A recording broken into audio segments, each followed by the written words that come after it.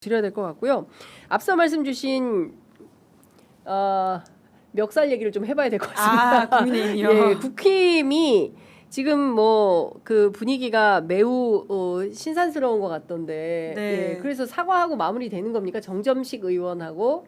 아니요. 네. 지금 이제 그러니까 지금 국민의힘 최고위원회에서 나온 메시지는 그거잖아요. 네. 그러니까 지금 자진 탈당을 권영진 의원한테 권유를 하고 네. 그렇게 안 될 경우에 최고수위에 징계를 하겠다라고 하는 것인데 최고수위 징계 같은 경우에는 이제 제명에 준하겠죠. 근데 지금 여튼 정정식 원내대표가 개인적으로 사과를 받았다 이렇게 이야기하고 있기 때문에 하고 저 선처를 요한다라고 말을 해서 그 정도까지 수준은 아닌 것 같긴 한데요. 그러니까 뭐가 됐든 징계가 이뤄질 수 있는 상황에 무르익었다라고 보면 될 것 같고 이게 단순히 그 권영진 의원에 대한 징계만이 아니라 지금 국민의힘 당내 역학과 이제 같이 엮여서 돌아가고 있다 보니까 이게 더 주목을 받고 찬반이 좀 나뉘는 문제로가 되어 있긴 합니다. 왜냐하면 그 장동혁 대표 같은 경우에는 국민의힘 내부의 그 어떤 해당 행위를 한 40~50명을 징계하겠다는 식의 이야기까지도 한 바가 있는데 그게 그만큼의 상황이 이제 무르지 못하다 보니까 말만 계속 세게 하다가 지금 제대로 소위 말해서 하나가 이렇게 딱 나온 거지 않습니까? 그러면서 이번 기회에 그 지금 조경태 의원이라고 하든지 진정호 의원 같이 징계 대상에 올려가지고 심의를 하겠다라고 하고 있는 상황이어서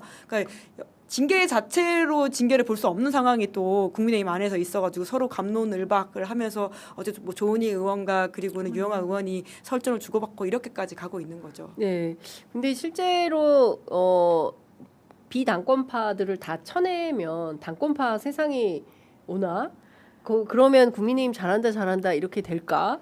저는 그거는 회의적인데 우리 장 변호사님 어떻게 분석하세요? 그런데 저는 이게 정치적 맥락을 걷어댔을 때 그 세 명을 지금 특정하고 있잖아요. 네. 조경태, 진종호 그리고 권영진. 네. 근데 징계를 안 할 수가 없을 거예요. 그 어떤 당이어도 마찬가지일 거라고 생각을 저는 해요. 그래서 핀셋 징계라는 표현도 쓰는데 네.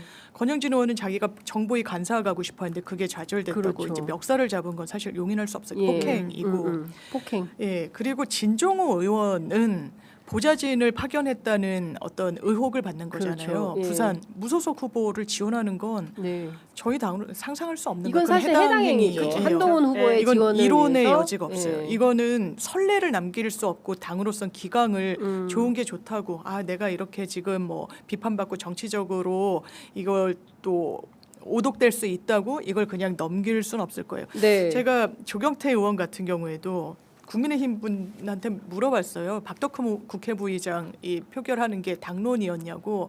그 당시에 이제 당론이었다고 그러더라고요. 네. 이제 당론이 정해지면 저희가 당인이란 표현 쓰잖아요. 그게 불만이어도 본인 선에서는 뭐 그걸 안 따를 수 있죠. 본인이 헌법기관이니까. 그런데 전화를 해서 반려를 하고 하는 게 저는 그 행위 자체에 대한 정치적 평가를 떠나서 저도 박덕흠이란 정치인이 국회 부의장 하는 데는 맞지 않는다고 생각합니다. 다만 그런 행위를 지도부가 그냥 간과할 수는 없겠다는 그 맥락이 이해되는 부분도 있는 거예요.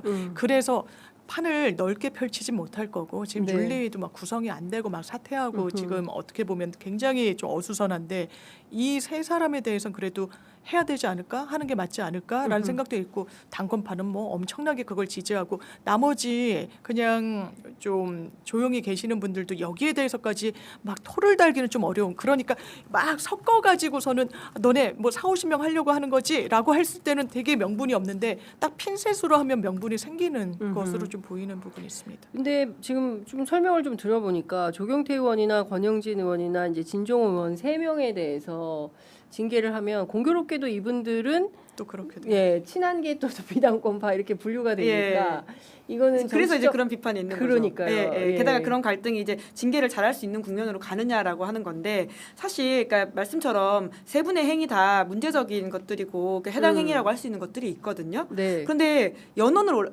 징계는 결국 형평이라고 하는 것이 중요한데 연원을 올라가 보면 비상계엄이라고 하는 정말 헌법 질서를 무너뜨린 윤석열이라는 자가 당원이었었는데 네. 그 사람에 대해서 국민의힘이 어떤 징계도 하지 못하고 자진탈당하게 놔뒀었어요.